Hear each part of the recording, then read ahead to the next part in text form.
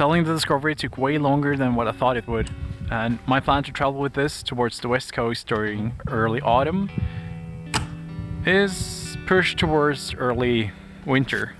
But now with the old car gone, I'm fully devoted into making this a full-time travel rig.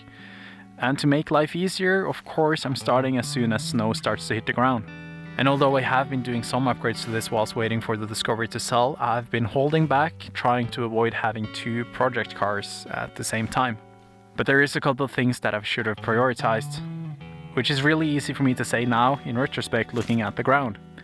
Because these all-terrain tires are from 2008, which means that in a cold country like this, they're pretty much a death trap to run during winter. And yes, I did run all-terrain tires on the Discovery both summer and winter, but they were brand new. And they also had the triple peak symbol, not just the normal M+S like mud and snow tires. So there is a few different versions of those. But I did buy the car with the second set of wheels, and they're proper winter tires with studs in them. And since the car has no ABS, no airbags, no nothing, at least I'd like to have some sort of aid for the next 6 months. But of course, to make life a lot easier for me, I had to paint them in the same ivory white as the roof before I put them on the car. As you do. Not that some paint is necessary for this build to function, but if you know me, you know that I really care about all these small details. And since so much of what I do consists of taking photos and videos of this car, and even just looking at the car, I wanted to truly feel like I've built it, or at least made it mine. I got him up on the roof and drove over to a friend's garage which has a tire machine, which is a machine that I don't really know how to operate, but once again, YouTube makes most tasks like this doable.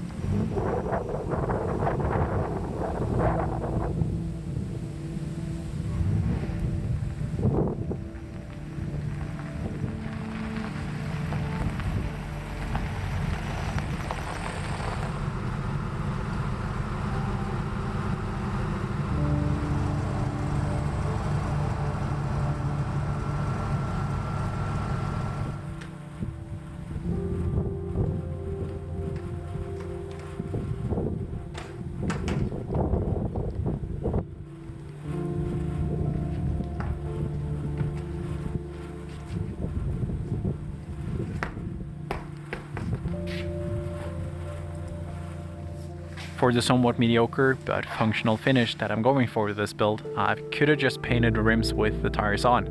But since the machine was available, I took them off just to make painting the rims a lot easier. And also to avoid comments about me not doing the job properly. But I'm not doing anything properly on this car, so it doesn't really matter.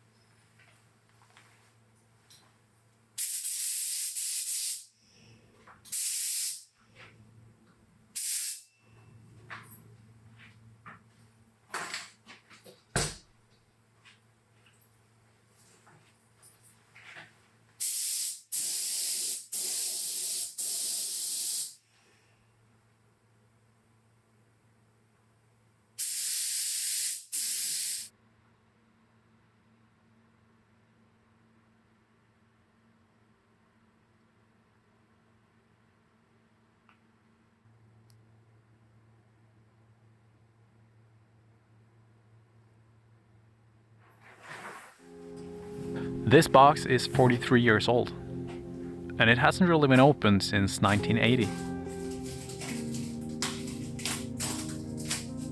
Since my car is a 1981 model, I couldn't resist the urge to buy this once I saw it. It's a German petrol heater, or gasoline if you may. And although it would have made sense to buy a normal diesel heater, it also means that I would have needed a third fuel tank. As of now, I have 2 separate petrol tanks underneath the front seats, and I need to remove the seat cushion to fill them up individually. And adding a third tank and a second fuel into this mix didn't really tempt me into buying a diesel heater. But this old petrol heater is basically brand new.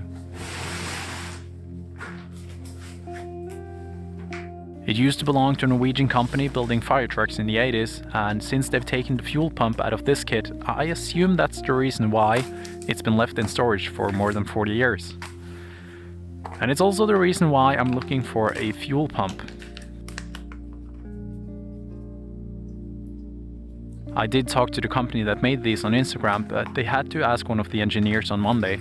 And since it was Friday, they also sent me a very appropriate message for the 80s car and heater.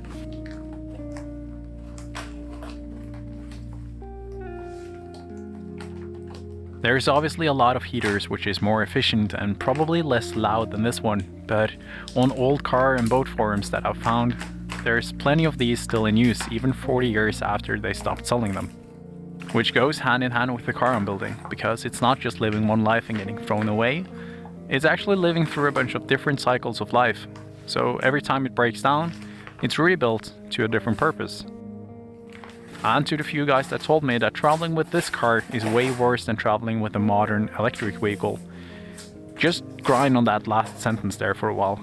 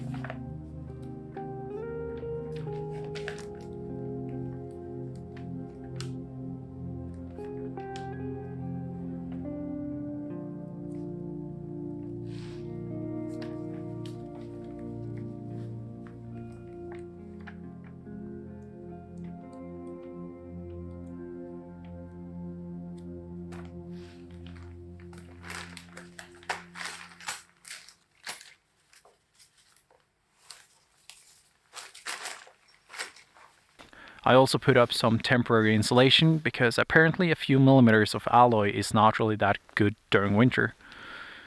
And it's not necessarily just that it's cold while I'm sleeping, but it's also quite cold whilst driving, which is why the petrol heater is going to be able to run from the fuel tank whilst driving and from a second battery if you're camped up somewhere.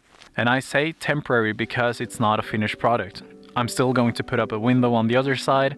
I'm going to have a bunch of cables running through there, and I don't really know how the layout will be. So as of now, it's just insulated so that I'm able to live and sleep in it without freezing. Another thing I've done to make life a lot easier for me is to replace the thermostat with a winter style thermostat, which opens up at 84 degrees instead of 72, I think. But being an old car, of course, someone had snapped a bolt on the housing, and whilst they tried to drill that out, they also snapped a drill bit inside of the same hole, making it kind of impossible to drill out. But after spending the better part of a night with a Dremel and a diamond bit, a friend of mine helped me to get at least 3 threads on that top bolt. And I've never felt less confident tightening up a bolt to spec, but it is tight, it's not leaking, and the new thermostat is now fully functional and not partially stuck closed like the old one. Another thing on the list of things I need to do before the temperature drops even further is to rebuild the carburetor. And I've never done that, but what's the worst that can happen? But now, like a deer on ice, I will make my way down towards the city to pick up the other set of wheels, because I had to leave them somewhere to get them balanced. Because I can't do everything.